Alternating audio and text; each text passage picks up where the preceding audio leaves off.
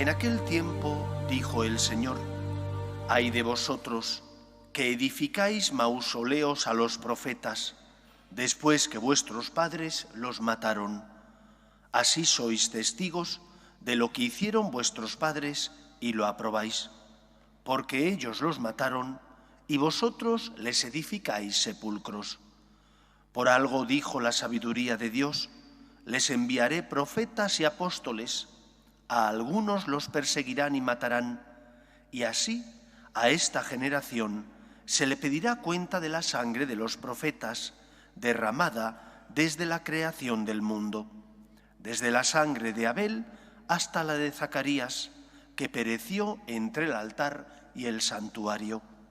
Sí, os lo repito, se les pedirá cuenta a esta generación. Ay de vosotros los maestros de la ley, que os habéis quedado con la llave del saber, vosotros que no habéis entrado y habéis cerrado el paso a los que intentaban entrar. Al salir de allí, los escribas y fariseos empezaron a acosarlo y a tirarle de la lengua con preguntas capciosas para cogerlo con sus propias palabras. Palabra del Señor. San Pablo dice en una de sus cartas que Dios quiere que todos los hombres se salven y lleguen al conocimiento de la verdad. Conocer la verdad, conocer la voluntad de Dios, es el primer paso para poder tener acceso a la salvación. Pero no basta con conocer la verdad. Tú puedes saber qué es lo que Dios quiere que hagas, pero no lo haces. Y si no lo haces, no estás, por tanto, siguiendo a Cristo, que es el camino, la verdad que nos conduce a la vida. Cuando un hijo sabe lo que sus padres o sus mayores le dicen que tiene que hacer, está hecho parte de la ecuación, pero no se ha completado la ecuación. La ecuación se completa cuando él, que sabe lo que hay que hacer, es dócil a la voluntad de sus mayores y hace, por tanto, aquello que debe. Por lo tanto, llevando lo que el Señor dice en el Evangelio a nuestra vida, por una parte es fundamental saber, conocer la verdad. Por otra parte, querer llevarla a cabo. Vamos con la primera parte. Conocer la verdad implica ser fiel a la conciencia, pero no a cualquier tipo de conciencia, sino que es necesario que esa conciencia, por una parte, esté bien formada, por otra parte, esté bien alimentada. La formación depende de lo que te han enseñado.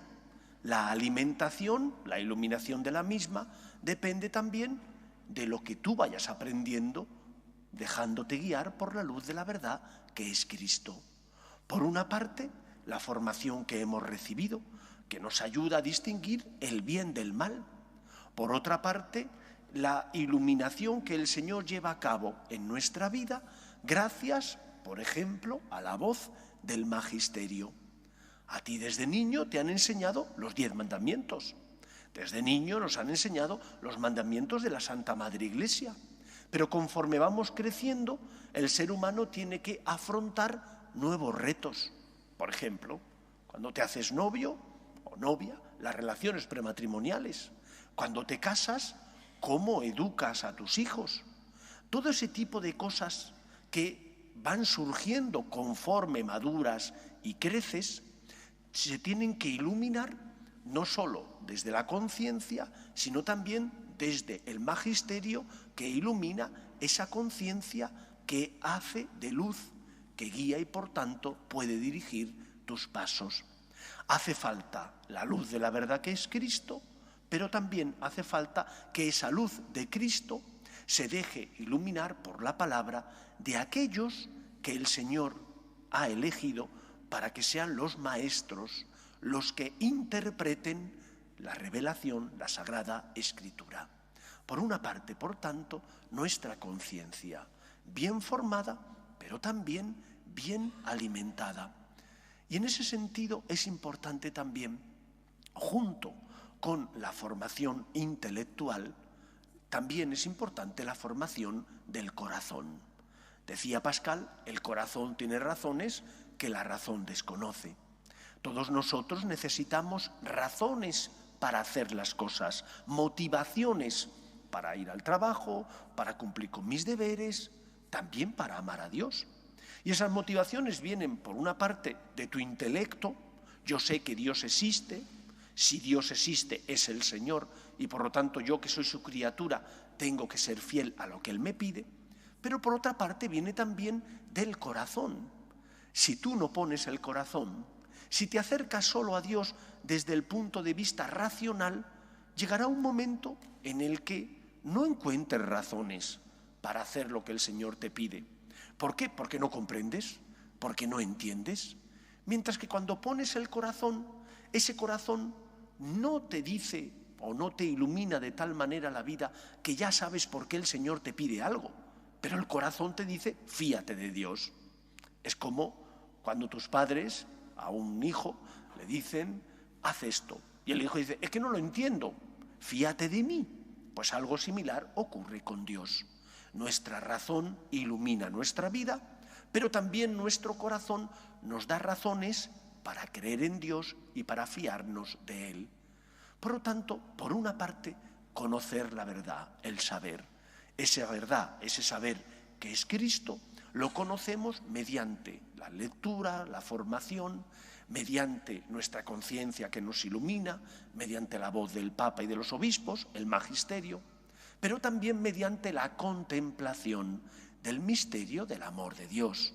Si no haces oración, si no miras al Señor y dejas que su amor hecho prueba y carne en Cristo ilumine tu vida, pues al final no comprenderás ni aceptarás el misterio de lo que a veces Dios te pide. Por una parte, hacer y conocer la voluntad de Dios. Por otra parte, una vez que sé lo que tengo que hacer, tienes que hacer la voluntad de Dios. Tienes que ser fiel y dócil a lo que Él te pide. Eso la Iglesia lo denomina conversión.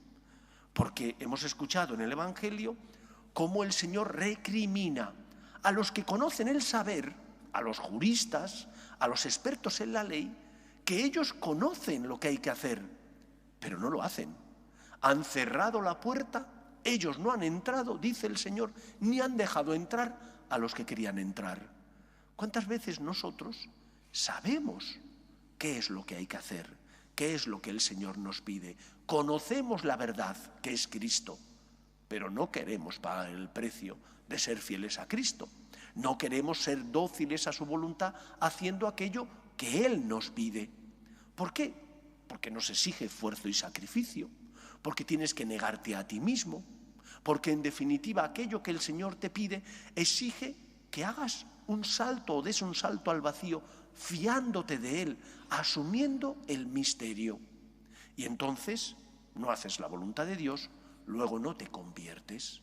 La conversión implica que nuestro corazón tiene que querer sentir y amar como Cristo nos ama, que tiene que ser dócil a la voluntad de Dios y que por lo tanto tiene que fiarse de aquello que el Señor le pide. Dios quiere que todos los hombres se salven y lleguen al conocimiento de la verdad, pero nosotros queremos, somos dóciles a lo que el Señor nos pide, nos convertimos haciendo la voluntad de Dios, aunque a veces eso implique negarnos a nosotros mismos, o por el contrario, vivimos instalados en la comodidad como aquellos que eran los expertos en la ley, que sabían lo que había que hacer, pero que no querían sacrificarse siguiendo las enseñanzas del Señor. Seamos dóciles a la voluntad de Dios. Por una parte, conocer, por otra parte, el término de la ecuación implica conversión, hacer aquello que el Señor te pide, puesto que solo Cristo es el camino que nos da la vida, que nos lleva a la salvación. Que sea así, por tanto, en nuestra vida. Nos ponemos en pie.